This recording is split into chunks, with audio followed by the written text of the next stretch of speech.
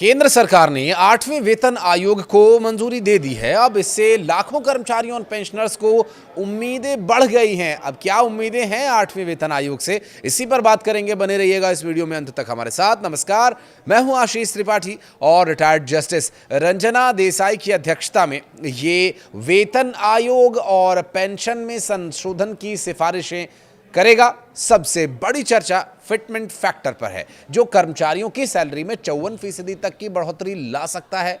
और केंद्र सरकार ने मंगलवार को 8वें वेतन आयोग के गठन को मंजूरी दे दी है। रिटायर्ड जस्टिस रंजना देसाई की अध्यक्षता इस पर होगी और आयोग के अगले कुछ महीनों में विभिन्न मंत्रालयों, कर्मचारी संगठनों और विशेषज्ञों से बातचीत के बाद अपनी सिफारिशें सौंपेगा। इसके तहत कर्मचारियों और पेंशन धारकों के लिए नया फिटमेंट फैक्टर तय किया जाएगा, जिससे उनकी सैलरी और पेंशन में बड़ा बदलाव आने की संभावना है।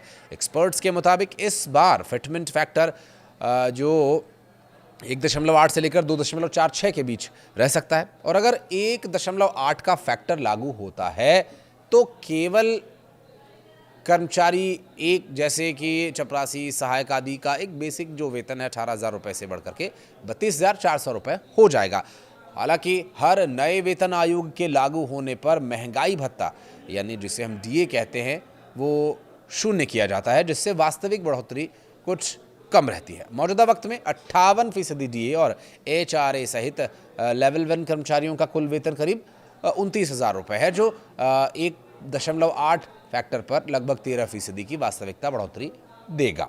अब एक्सपर्ट्स के अनुमान के मुताबिक यदि फिटमेंट फैक्टर 1.82 हुआ तो सैलरी में लगभग 14% की बढ़ोतरी होगी, जबकि 2.15 फैक्टर पर यह बढ़ोतरी 34% तक जा सकती है। और सबसे ऊपरी स्तर पर 2.46 फिटमेंट फैक्टर लागू होने पर बेसिक वेतन 18,000 रुपये से बढ़कर के 44,280 रुपये तक पहुंच सकता है, यानी लगभग 54% का उछाल देखा जा सकता है। हालांकि ये आंकड़ा केवल बेसिक वेतन को दिखाता है, जबकि असल सैलरी में अन्य भत्तों को जोड़े जाने के बाद अंतर कम होगा। 8वें वेतन आयोग की सिफारिशें केंद्र सरकार के लेवल 1 कर्मचारियों और पेंशनर यानी पेंशन धारकों के लिए एक बड़ी राहत लेकर आ सकती है।